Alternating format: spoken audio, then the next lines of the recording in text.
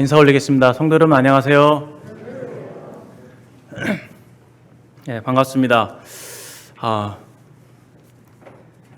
아침에 이제 급하게 오느라 숨이 좀 찰 정도로 이렇게 급하게 왔는데 아직까지 숨이 차는 거 보니까 제가 긴장을 많이 하고 있나 봅니다. 그래서 참 성도님들께서 이렇게 사랑스러운 눈으로 바라봐 주시고 또 참 부족한 형제를 통해서 전해드리는 하나님 말씀을 또 하나님 말씀으로 이렇게 받아 주시니까 너무 그런 부분에 대해서 참 마음에 용기가 생기고 또 하나님 말씀을 또 담대하게 나눌 수 있게 되는 것 같습니다. 저희들이 사무엘상 말씀을 계속 읽고 계시죠.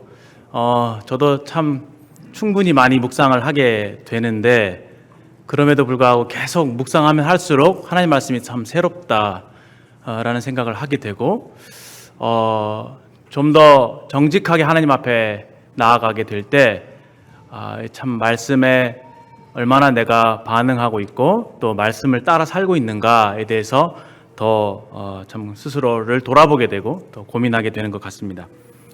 저 역시도 이제 말씀을 보면서 주님께서 제게 메시지를 주시면서 제 삶에 이렇게 터치하는 부분이 계셨는데 그 부분은 이제 기도 생활에 관한 부분입니다.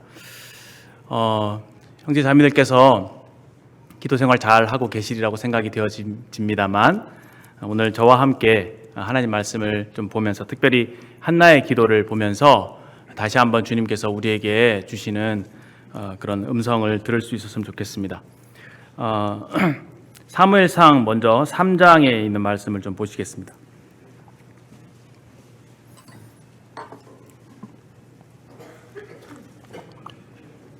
사무엘상 3장 1절부터 3절까지의 말씀을 읽겠습니다. 아이 사무엘이 엘리 앞에서 여호와를 섬길 때에는 여호와의 말씀이 희귀하여 이상이 흔히 보이지 않았더라.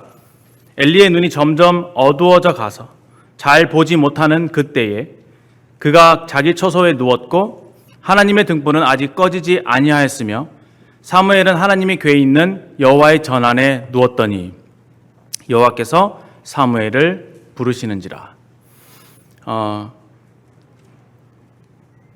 이 전의 시대가 사사 시대입니다.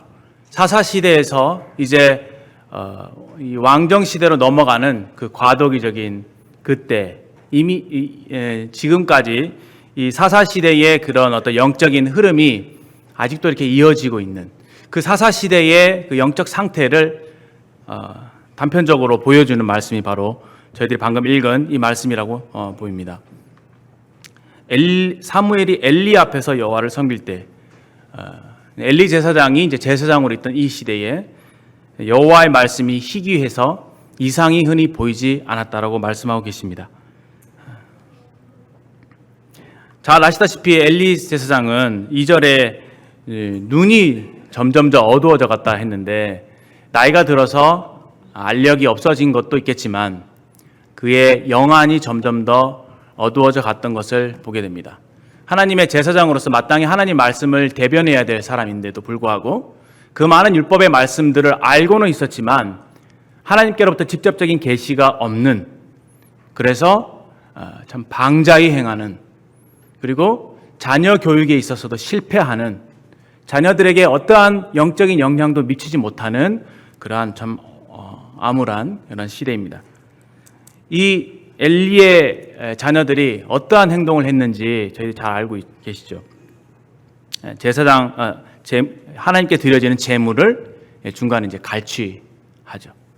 자기의 배를 채우고 또 성막에서 이렇게 회막에서 수종드는 여인들과 이렇게 부도덕한 관계를 맺음으로 인해서 그것이 참 굉장히 불명예스러운 일임에도 불구하고 엘리는 그 자녀들에 대해서 특별한 제재를 가하거나 징계를 하지 않고 내 소문이 좋지 못하다라고 하는 말로 타이르는 정도로 그만큼 도덕적인 수준이 낮아져 있는 그런 상황인 것을 알게 됩니다.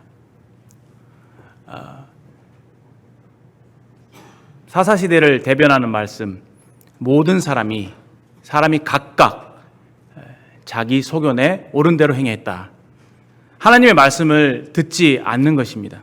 여기 3장 1절에 여호와의 말씀이 희귀하다고 하는 말씀은 그만큼 하나님의 말씀을 들을 귀가 있는 사람들이 없었다고 하는 것이죠.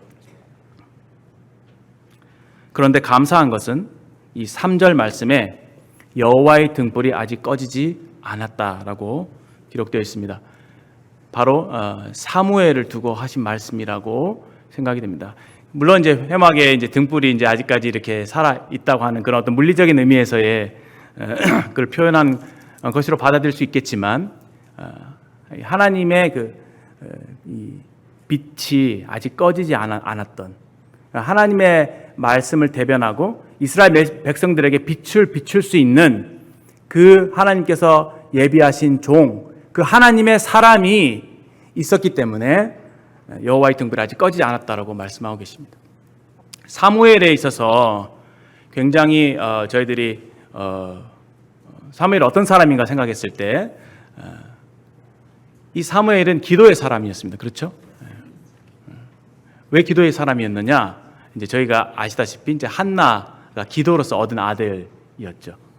이스라엘 백성들에게 말할 때 내가 너희를 위해서 기도하기를 쉬는 죄를 범치 않는다라고 말했던 그 기도의 사람. 이제 이 이후에 3장 이후의 말씀에서 저희들이 보시다시피 이제 하나님께서 이 사무엘을 부르십니다. 그런데 엘리가 부른 줄 알고 달려가죠. 3번이나 그렇게 합니다. 이제 그만큼 이 엘리 제사장이 하나님의 음성이 들리는 것에 대해서 굉장히 이상할 정도로 이것이 하나님 음성이라고 생각하지 못할 정도로 이제 어두워져 있던 것이죠.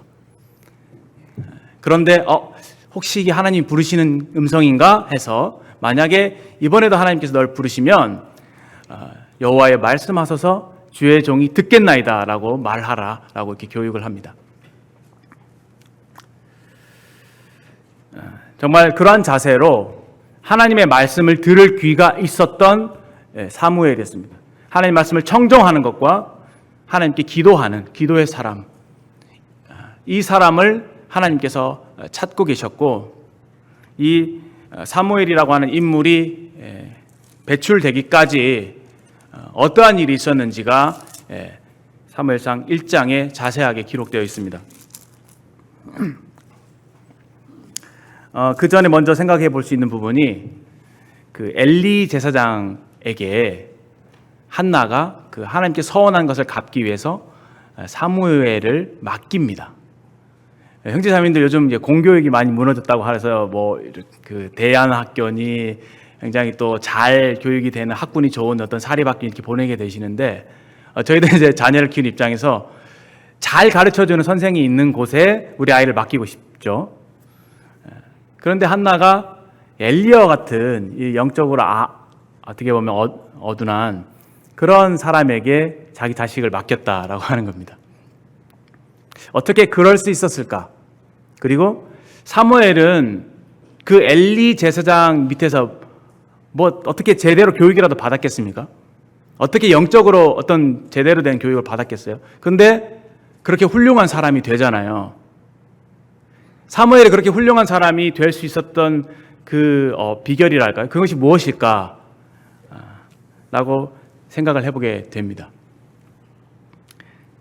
어디를 찾아봐도 잘 보이지는 않는데 저희들이 한 가지 단서를 얻을 수 있는 부분이 바로 한나의 교육이다라고 생각할 수 있는 것이죠. 모세를 생각해 보게 될 때 모세가 그 어렸을 때 요게벳에 의해서 그 바로의 공주 그러니까 버려지게 되잖아요. 바로의 공주가 그 모세를 취해서 키우게 되는데 그때 이제 요게벳에게 젖을 물릴 수 있게 하죠. 그래서 아마 모세의 젖을 먹이면서 그가 어렸을 때부터 너는 히브리인이야.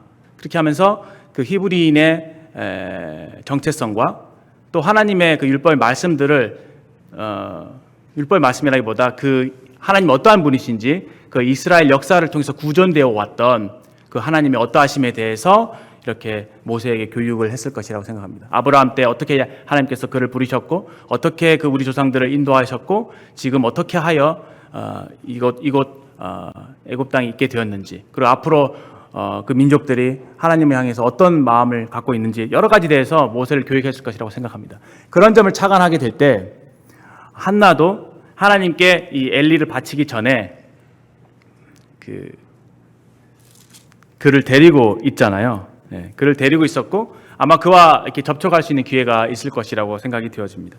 그때 아마 한나의 그런 간증, 그가 어떻게 하나님을 경험하게 됐는지, 그 하나님, 살아있는 하나님을 경험한 그 간증이 그에게 그대로 교육이 되어졌을 거라고 생각이 됩니다.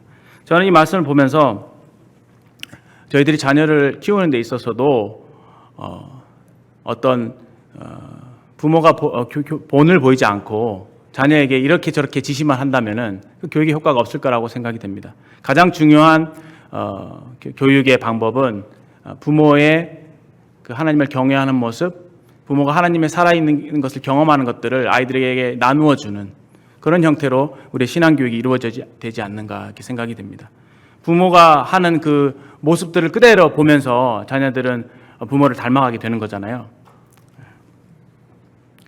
우리가 우리 자녀들을 율법주의적으로 키우고 있는 것은 있는지, 아니면 정말 내 삶의 진정한 경건의 모습을 아이들에게 보여줌으로 참 하나님이 죽은 하나님이 아니라 살아계신 하나님이심을 그렇게 아이들로 알게 하는지 한번 생각해 볼 수가 있습니다. 이 한나의 이 간증, 이 놀라운 간증, 이 간증이 엄청난 그런 교육의 효과를 사무엘에게 미쳤을 것이라고 생각됩니다. 그 이름에서부터 사무엘이라고 하는 이름이 여호와께서 들으심이라고 하는 뜻이잖아요. 그 이름 자체가 한나의 간증을 그대로 담고 있습니다. 한나가 마음이 자식이 없으므로 마음이 참 괴로워서 하나님 앞에 나아가서 울부짖고 했을 때 하나님께서 그 기도를 들으셨고, 그 하나님께 정말 서원했던 것을 그 은혜에 대한 감사하는 마음으로 하나님께 그 자녀를 이렇게 드렸던, 너는 그렇게 해서 태어난 아이야 라고 하는 것이 사무엘에게 전달됐을 것이라고 생각합니다. 그래서 그는 어릴 때부터 기도를 배웠다고 생각이 되어지고 또 기도의 힘을 먹고 자라지 않았을까 생각합니다.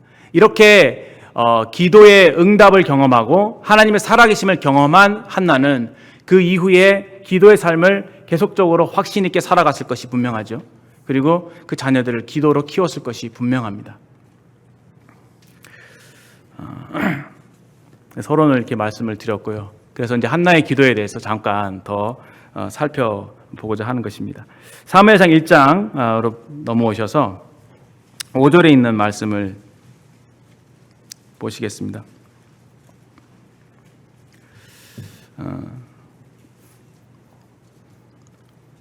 이 스토리를 잘 알기 때문에 다 읽진 않고 5절에 보시면 여호와께서 그에게 임신하지 못하게 하시니, 이 엘가나라고 하는 사람에게 두 아내 브닌나와 한나가 있었는데, 브닌나에게는 자식이 많고 한나에게는 자식이 없었던 것입니다. 그 자식이 없는 것이 그에게 큰 고통이 되어 있었는데 브닌나가 날마다 매년 여호와께 이런 제물을 예배를 드리러 갈 때마다 이 마음을 격동시켜서 한나의 마음을 아프게 하는 것입니다. 여호와께서 그에게 임신하지 못하게 하셨다. 하나님께서 우리의 삶에 이러한 어려움들, 결핍을 허락하십니다. 그리고 우리가 인생을 살아가다 보면 여러 가지 많은 환난들을 당하게 되죠. 각각의 가정들을 이제 신방에서 만약에 교제를 해본다면 좀 더 마음을 터놓고 얘기를 해보게 됐을 때 모든 아마 형제 자매님들 마음속에 정말 이 환난, 아픔, 답답한 일, 속상한 일, 원통한 일, 정말 기도하지 않고는 견딜 수 없는 그런 기도 제목들을 다 가지고 계시리라고 생각합니다. 사연이 없는 사람이 없잖아요. 우리에게 하나님께서 이러한 어려움들을 허락하시는 이유가, 이렇게 임신하지 못하게 하신 이유가 결국 하나님은 기도하도록 우리를 몰아가시는 것이요, 그런 뜻이었다는 것이죠. 그런데 만약에 한나가 기도하지 않았더라면 아마 이런 하나님의 역사가 나타나지 않았을 것입니다. 기도의 응답으로 사무엘을 얻지도 못했을 것이고 아마 사무엘이라는 인물을 하나님께서 세우실 수 없었을 것입니다. 물론 하나님께서 다른 방법을 하실 수도 있었겠지만 그가 기도함으로 인해서 이런 역사가 나타나는 것을 저희들이 보게 됩니다.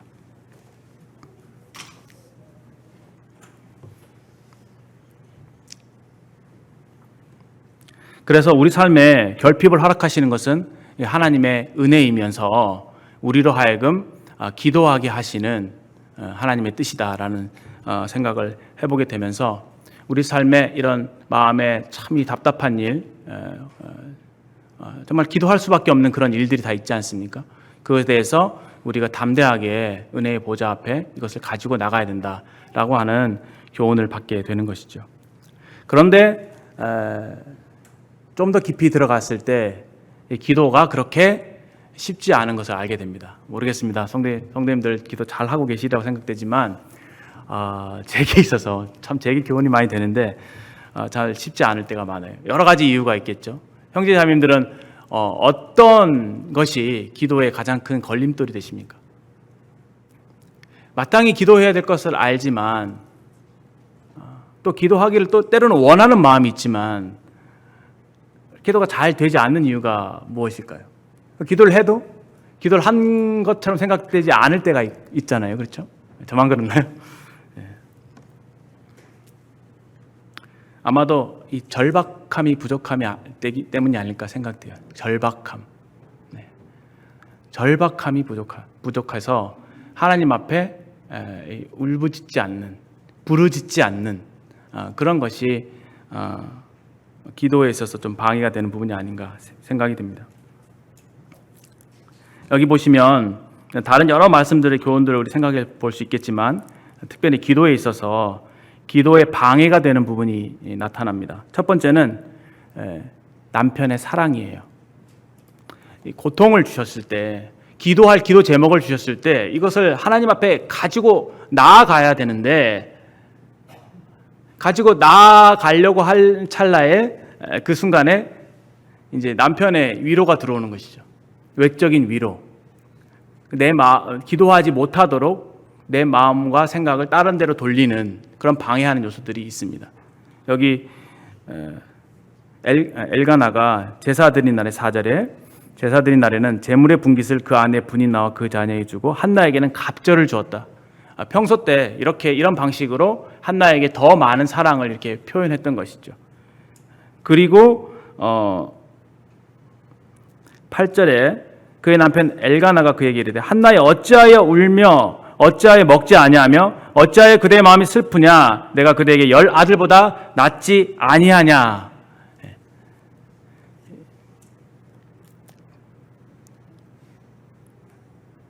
아마 이런 얘기를 들었을 때 그래 참 남편이 나를 사랑하니까 괜찮아.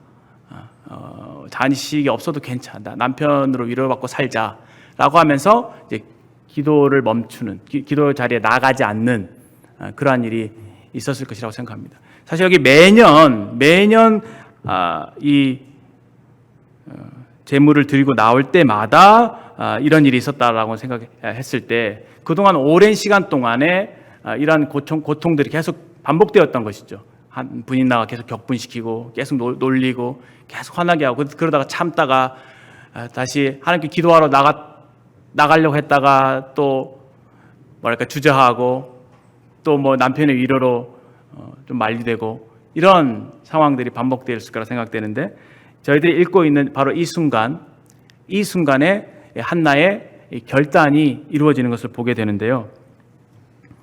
이 날은 다른 날보다 아마 그 고통이 더 심했나 봅니다. 분인나가 아주 교묘하게 이 마음을 들들 볶았던 것 같아요. 8절에 보시면 9절에 보시면 그들이 실로에서 먹고 마신 후에 한나가 일어났다라고 되어 있죠. 한나의 결심을 보는 장면입니다.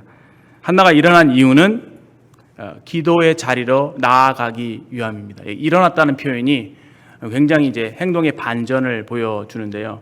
그 자리에 그렇게 앉아 있는 그런 상태에서 다시 일어나서 기도의 자리로 이렇게 나아가는, 기도하기로 결심하는 하나님 앞에 이 문제를 가지고 나가서 결판을 짓겠다고 하는 그런 마음으로 하나님 앞에 엎드리는 그런 것을 보게 됩니다. 우리 삶에 참 기도를 방해하는, 하나님께 나아가지 못하게 만드는 것들이 많이 있는데, 아까는 그 사람의 위로 또는 내가 어떤 의지할 만한 다른 무언가로 답답한 내 마음을 위로할 만한 그런 것들을 저희들이 찾는 것 같아요.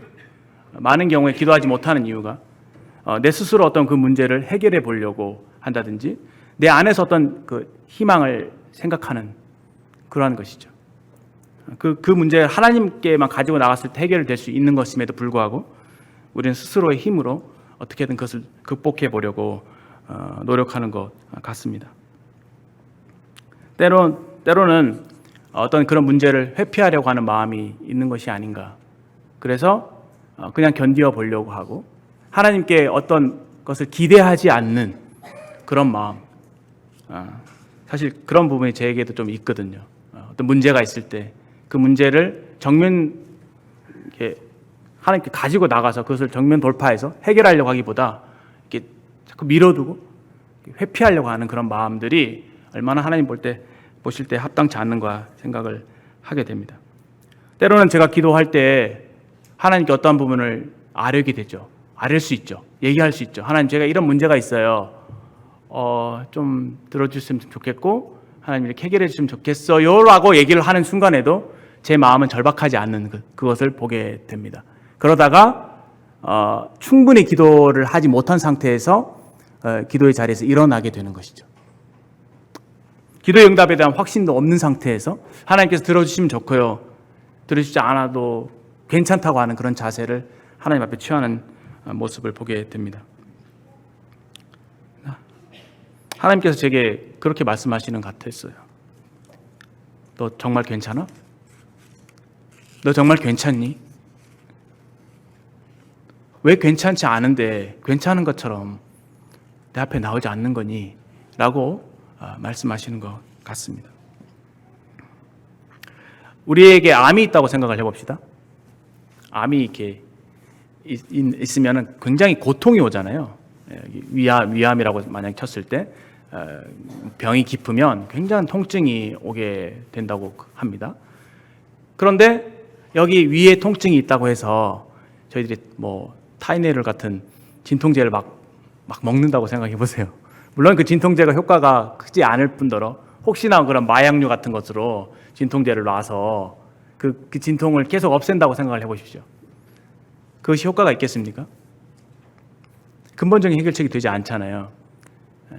일시적으로 그 고통을 덜어주는 진정시키는 거에 불과한 것이죠. 우리 삶에도 이렇게 정말 하나님께 나아가서 해결해야 될 문제가 있음에도 불구하고 이러한 여러 가지 다른 진통제들을 우리에게 놓고 있지 않는가. 그 문제를 덮어버리고 무마시키려고 하고 안주하려고 하는 태도, 이런 것들이 좀 기도의 방해가 되는 것 같습니다. 그러나 우리가 분명히 아는 것은 하나님께 나아가서 이 문제를 아뢰게 됐을 때 반드시 하나님께서 우리의 기도에 응답하시고 우리의 기도를 들으신다고 하는 것이죠. 하나님께서는 정말 우리의 기도를 기뻐하십니다. 감사하게도 이러한 고통 중에서 이 참지 못하는 이러한 아픔을 가지고 한나가 자리에서 일어나서 기도의 공간으로 나아갔습니다. 기도에서 또 방해가 되는 것은 기도의 시간과 공간이 확보되지 않은 것이라고 생각이 됩니다. 굉장히 방해받는 환경 속에서는 기도가 충분히 되지 못한 상태에서 기도가 중단되는 경우가 많죠. 그래서 우리 믿음의 선진들은 아침에 일찍 일어났던 것 같습니다. 제가 좀 게으른 편인데 이 말씀을 좀 생각하면서 아침에 일찍 일어나려고 좀 해봤어요. 근데 정신을 바짝 차리고 이렇게 하는데 굉장히 집중력이 좋아지더라고요. 그래서 이 조용한, 아무도 방해받지 않는 조용한 그 환경 속에서 하나님과 독대하는 것이 얼마나 필요한가, 하나님 얼마나 정말 예민하신 분인가, 또 우리 마음은 얼마나 둔한가. 그래서 정말 이렇게 하나님께 집중할 수 있는 그 시간이 필요하다고 하는 것이죠. 그런 어떤 공간도 필요할 것이고요. 그 많은 분들이 우리 믿음의 선진들이 정말 답답하고 정말 하나님과 기도를 해결하지 않고서는 견딜 수 없는 그 문제가 있었기 때문에 새벽마다 일어나서 교회에 와서 이제 기도하셨던 것이죠.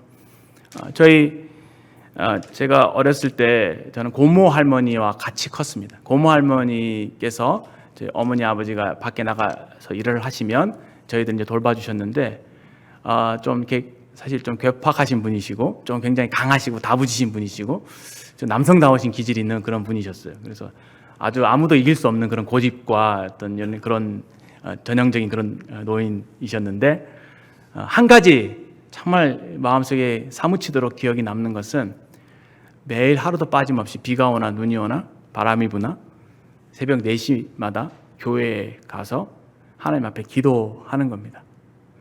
그리고 제가 이제 할머니가 있는 다락방에서 주로 잠을 잤는데 잠을 이렇게 자려고 누우면은 할머니가 이제 머리맡에서 무릎을 꿇고 이제 이렇게 머리를 이렇게 쓰다듬으시면서 기도를 하시는데 침이 막 튀는 거죠.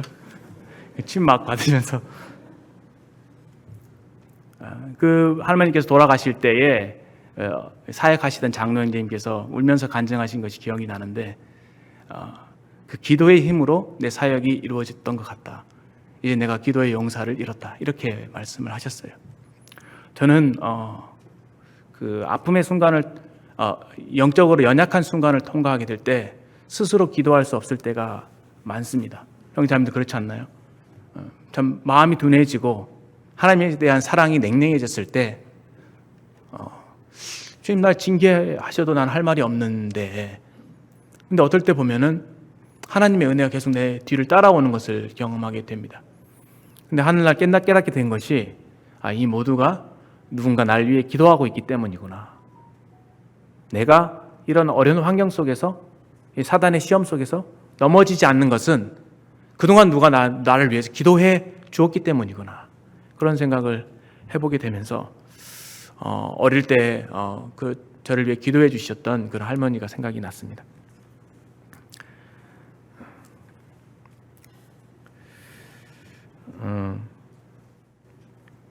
여기 보시면 한나가 마음이 괴로워서 여호와께 통곡하며 기도하며 통곡하며 얼마나 괴로웠는지 글쎄요 그게 좀 헤아릴 수 없을 것 같은데 여인이 아이를 낳지 못한다는 것에 대한 그 굉장한 수치감 그리고 하나님께 버림을 받았을지도 모른다고 하는 그러한 영적인 아픔 정신적인 괴로움, 우울감 어떤 굉장히 자기의 이 존재하는 이유에 대해서 알지 못하는 굉장히 낮아진 자존감이 떨어진 그런 상태 그런 상태에서 이제 분인나가 완전히 그 불에다가 기름을 붓듯이 격동을 시키는 것입니다. 정말 이 아픔을 가지고 여인이 하나님 앞에 나오는데 하나님 앞에 이게 통곡을 하죠. 하나님 앞에 웁니다. 그리고 15절에 보시면 그가 자신을 이렇게 표현합니다. 나는 마음이 슬픈 여자라. 우리가 인생을 살아가다 보면 이렇게 슬픈 일들이 있죠. 우리 마음이 참 슬프고 외롭고 견디기 힘들 때가 있습니다.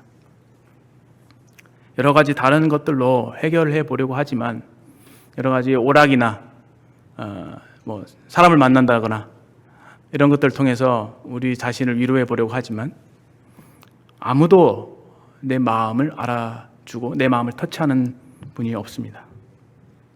감사한 것은 한나가 이 슬픈 마음을 하나님께 가지고 나왔습니다. 그리고 15절에 오늘 말씀의 주제가 되는 말씀인데요. 요 앞에 내 심정을 통했다라고 얘기합니다. 심정을 통했다는 것은 하나님 앞에 이렇게 마음을 쏟는 것이다. 마음을 쏟는 것이다라고 이해가 됩니다. 저는 기도에 있어서 저희들에게 가장 첫 번째로 가져야 될 자세가 이 하나님 앞에 마음을 쏟는 자세라고 생각을 해요. 마음을 쏟는 것. 이 마음을 쏟는다는 것은 하나님 앞에 정직한 태도이죠. 많은 경우에 우리는 이 자존심이라고 하는 겉옷을 입고 있습니다. 그리고 자신을 많이 가리죠. 사람 앞에서도 물론이거든요. 사람 앞에서 자신을 적나라하게 드러내면 부끄럽잖아요. 그렇게 하시지 마시기 바라고. 많이 가리죠. 그런데 하나님 앞에서도 그럴 때가 있는 것 같아요. 자존심으로 가리고. 그래서 하나님 앞에 내 마음을 온전히 내어드리지 못하는 그것이 기도의 가장 큰 장애물이 아닌가 생각이 됩니다. 그런데 한나는 이렇게 자기의 마음을 하나님께 쏟았죠. 이것은 한나가 정말 괴로웠기 때문에, 마음이 참 슬펐기 때문에 그렇게 할 수 있었던 것이라고 생각합니다. 근데 이 마음을 쏟는다는 것, 하나님의 마음을 쏟는다는 것, 첫 번째는 정직함의 표현이겠죠. 내 마음에 있는 사정을 숨기지 않고 하나님 앞에 다 이제 벌거벗은 모습으로 하나님 앞에 서는 것, 그 앞에 엎드리는 것. 그런데 또 이 마음을 쏟는다는 것은 이 낮아짐의 표현이기도 합니다. 한나가 기도에 대한 응답으로 2장에서 이런 고백을 하게 됩니다. 그가 기도의 응답이 얼마나 좋았던지 6절에 보시면 하나님이 어떠하심에 대해서 노래하고 있는데, 여호와는 죽이기도 하시고 살리시기도 하시며 수월에 내리기도 하시고 거기에서 올리기도 하시는도다. 여호와는 가난하기도 하시고 부하기도 하시며 낮추기도 하시고 높이기도 하시는도다. 자신을 수월에 내리기도 하시고, 그러니까 이 심정이 참 죽고 싶을 심정이었다는 것이죠. 지옥에 있는 것처럼, 수월에 있는 것처럼 너무 낙심이 된, 너무 절망적인 그런 상황이었던 것이고요. 그가 영적으로 봤을 때 가난한 상태에 있었고요. 그 다음에 굉장히 낮아진 상태에 있었습니다. 하나님께서 우리에게 이런 낮아질 수밖에 없는 환경을 허락하시는 것은 우리를 높여주시기 위하심이거든요. 우리를 가난하게 하시는 이유는 우리를 부요하게 영적으로 부요하게 하시려고 그렇게 하시는 거잖아요. 심령이 가난한 자가 천국이 저희 것이라고 말씀하셨는데, 우리 마음이 이렇게 하나님 앞에 낮아졌을 때, 가난할 때, 그때 하나님의 은혜를 풍성하게 경험하게 되는 것 같습니다. 이 한나의 기도에서 보듯이 그가 이렇게 하나님 앞에 마음을 쏟고 참게 낮아졌을 때 하나님께서 그의 기도를 응답하시고 그에게 참된 위로를 주시면서 그를 높여주신 것을 이렇게 보게 됩니다. 또한 이 기도에 대한 응답으로 이 2장 1절 말씀 보시면, 내 마음이 여호와로 말미암아 즐거워하며 내 뿔이 여호와로 말미암아 높아졌으며 내 입이 내 원수를 향해 크게 열렸으니 이는 내가 주의 구원으로 말미암아 기뻐함이니이다. 주의 구원, 하나님께서 나에게 기도 응답을 해주신 것, 하나님 나의 기도를 들으신 것, 그것을 구원이라고 표현하고 있죠. 나의 구원. 정말 죽을 지경이었는데 하나님께서 나를 건져주셨다. 절망에서 건져주시고 나로 참 기쁨을 갖게 하셨다. 여호와로 말미암아 기뻐하고 내 뿔이 여호와로 말미암아 높아졌다. 얼마나 마음에 참 감동이 되고 기도의 응답이 우리에게 얼마나 큰 기쁨을 주는지 보게 됩니다. 주님께서 마지막에 제자들을 위해서 말씀을 하실 때에 내 안에 거하라. 그리고 너희들을 서로 사랑해라.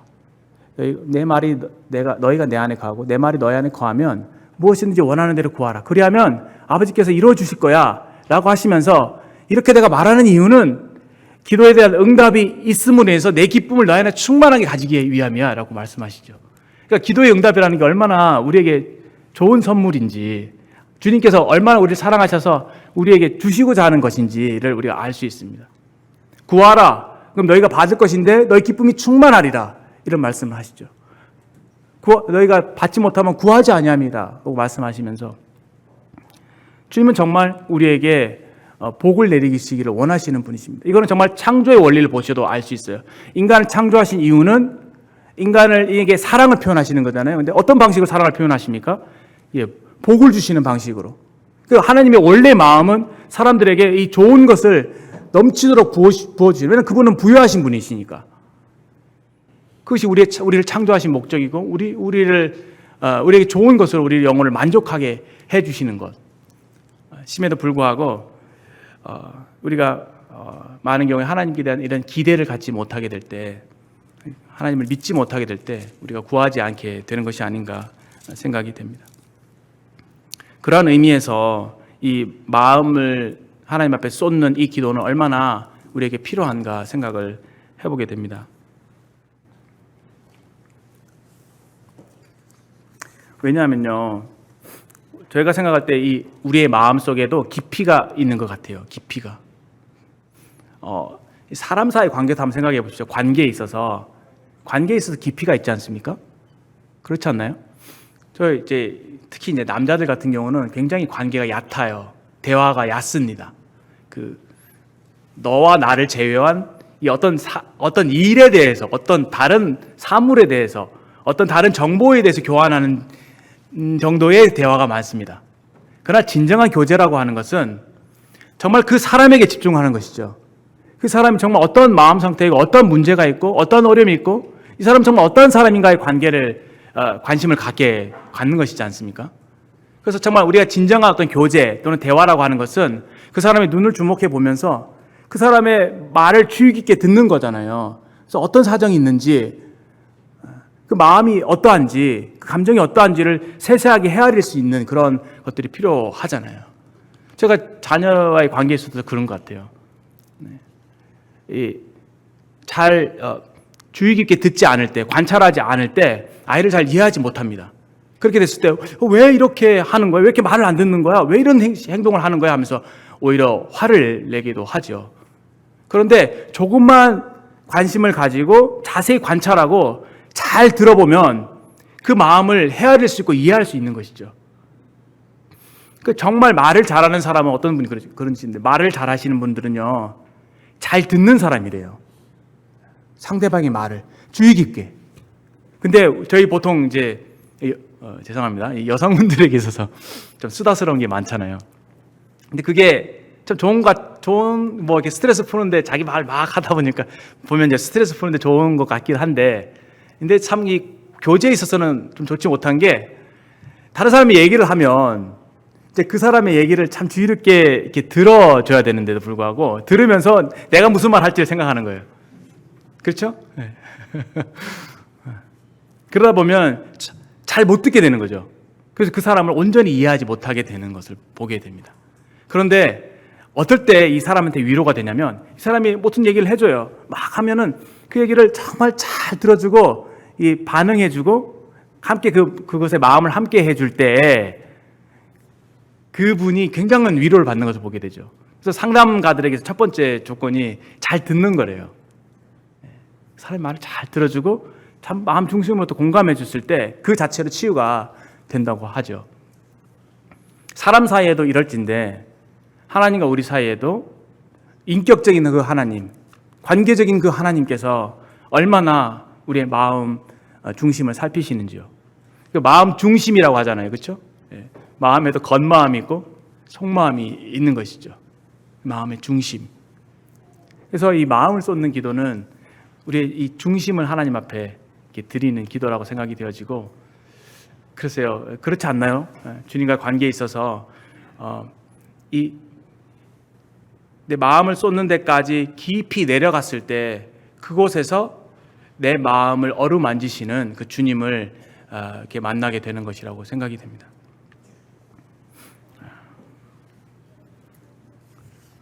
우리가 하나님을 만나지 않으면 바리새인들처럼 하나님을 단순한 그런 신으로 섬기고 그냥 어떤 율법주의에 빠져서 하나님을 살아계신 하나님으로 경험하고 그렇게 섬기기보다 입술로는 하나님을 존경하되 마음이 하나님께서 멀어지는 그런 우를 범할 수 있지 않을까 생각합니다. 하나님과 이 깊이 사귀는 것, 그리고 하나님과 이 마음을 통하는 것, 그것이 얼마나 우리 삶에 필요한가 봅니다. 여기 이제 한나가 이렇게 마음을 하나님께 토했을 때에, 쏟아 놓았을 때에 저기 이 상황에서 굉장한 일이 벌어졌을 것이라고 생각을 해요. 참 우리를 잘 아시고 우리를 사랑하시고 우리의 중심을 살피시는 하나님께서 우리가 마음을 쏟는 그곳에 반응하신다고 생각을 합니다. 하나님께서 그 여인의 마음을 어루만지시면서 이 상황에서 하나님께서 일하시지 않았나 생각이 됩니다. 그것을 볼 수 있는 부분이 11절입니다. 하나님께서 한나가 좀 특이한 행동을 하게 되는데요. 그것은 바로 서원하는 것이었어요. 서원하여 이르되 만군의 하나님 여호와여 주의 여종의 고통을 돌아보시고 나를 기억하사 주의 여종을 잊지 아니하시고 주의 여종에게 아들을 주시면 내가 그의 평생에 그를 여호와께 드리고 삭도를 그 머리에 대지 아니하겠나이다.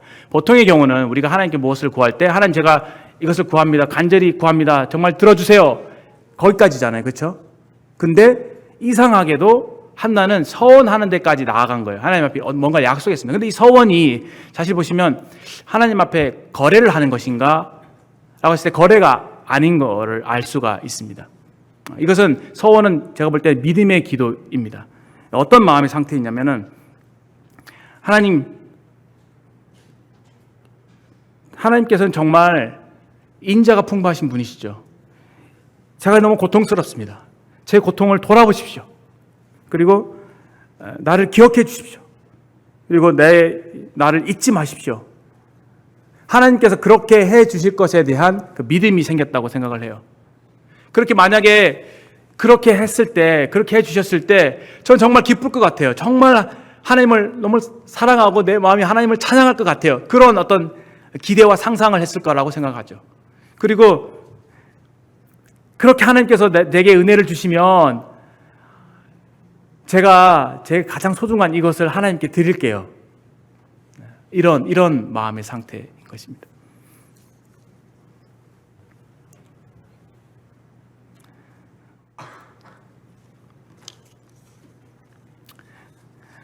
하나님께서 해주시면 제가 이렇게 하고 안 해주시면 안 할 거예요.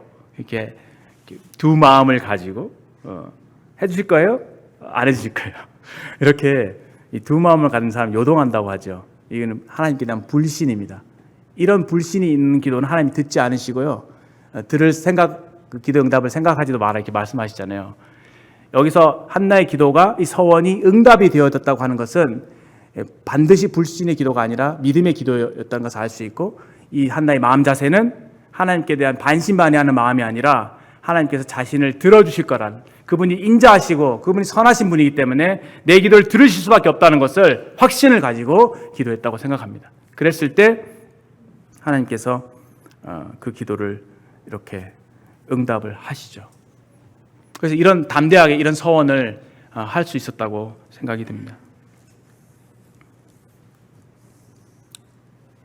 이것이 나신인의 서원인데요.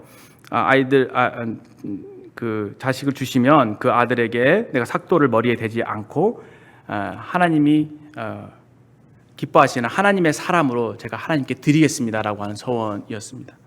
어떻게 이런 서원을 하게 되었을까라고 했을 때 글쎄요, 저희가 좀 지나치게 분별을 하고 생각하는 것인지 모르겠지만 저는 그렇게 믿습니다.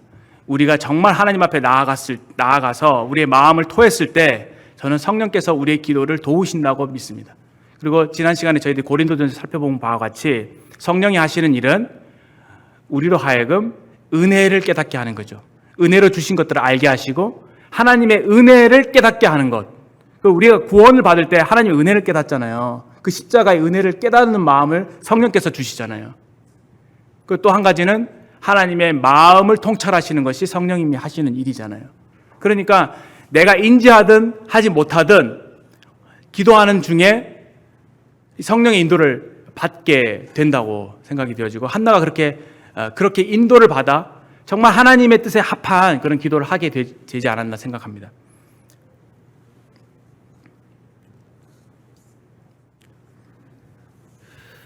그러나 여기는 하나님의 마음이 감추어져 있죠. 저희는 전지적 작가 시점에서 성경을 읽기 때문에 하나님의 마음을 잘 알고 있습니다. 하나님의 마음이 무엇입니까? 한나의 마음이 슬펐잖아요. 자식이 없는 것 때문에 괴로웠잖아요. 근데 하나님의 마음도 괴로웠을 거라고 생각합니다. 왜냐하면 한나에게는 아들이 없었지만 하나님께는 사람이 없었거든요. 모두 다 각각 자기 성현에 옳은 대로 행하고 하나님을 다 등지고 마음에 하나님 두기를 싫어하는 그런 죄악 가운데 사는 인생들, 그 하나님의 백성들. 그 가운데서 정말 하나님을 따르는 사람을 찾아볼 수 없었던, 하나님께서 얼마나 하나님께도 결핍과 상실을 갖고 계셨겠습니까? 그 마음을 한나가 충분히 몰랐을 거예요, 아마. 그러나 성령께서는 아셨다고 생각이 되어지고, 그래서 성령께서 그의 기도를 이렇게 서원하는 데까지로 인도하시지 않았는가 생각이 됩니다.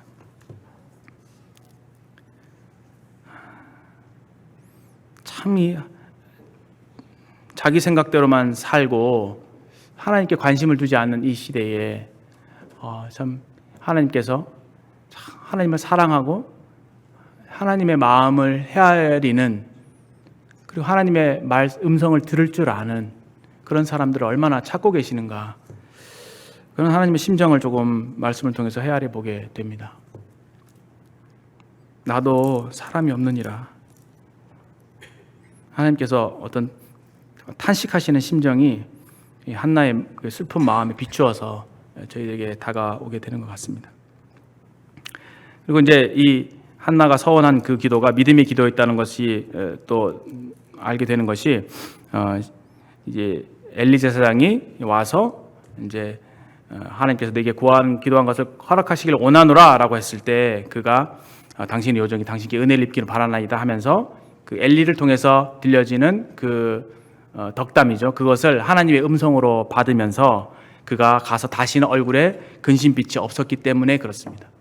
이렇게 믿음의 기도를 하고 나면은 하나님께서 내 기도를 들으셨구나, 반드시 이것을 이루어 주시기 원하는 확신이 저희들 가운데 들지 않습니까?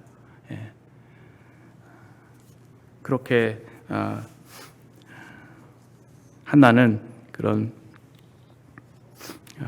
확신을 가지고 나아갔고, 결국 하나님께서는 19절에 그를 생각하셔서 그에게 아들을 주시죠. 하나님 얼마나 은혜로우신 분이신지, 아들을 주실 뿐만 아니라 나중에 되면 더 아들을, 사무엘 말고 더 주시잖아요. 참 풍성하신 하나님이시죠. 저는 이렇게 우리가 하나님 앞에 나아가서 우리의 마음을 토하게 될 때 하나님 정말 우리의 그 마음을 살펴주시고, 또 성령께서 우리를 도와주셔서 하나님의 은혜를 깨닫게 해주시고, 또 하나님을 알게 해주시고 믿게 해주시고, 또 하나님의 뜻을 우리에게 계시해 주셔서 우리가 하나님의 뜻에 합한 그런 기도를 할 수 있도록 우리를 도와주신다고 생각이 되어집니다. 그런 기도를 형제자매들 좀 드려보고 싶지 않으십니까? 그런 기도 생활을 하고 싶지 않으십니까? 하나님께서 우리에게 주시는 그 기도의 응답을 받고 싶지 않습니까? 그렇게 했을 때 우리 마음에 정말 기쁠 거예요.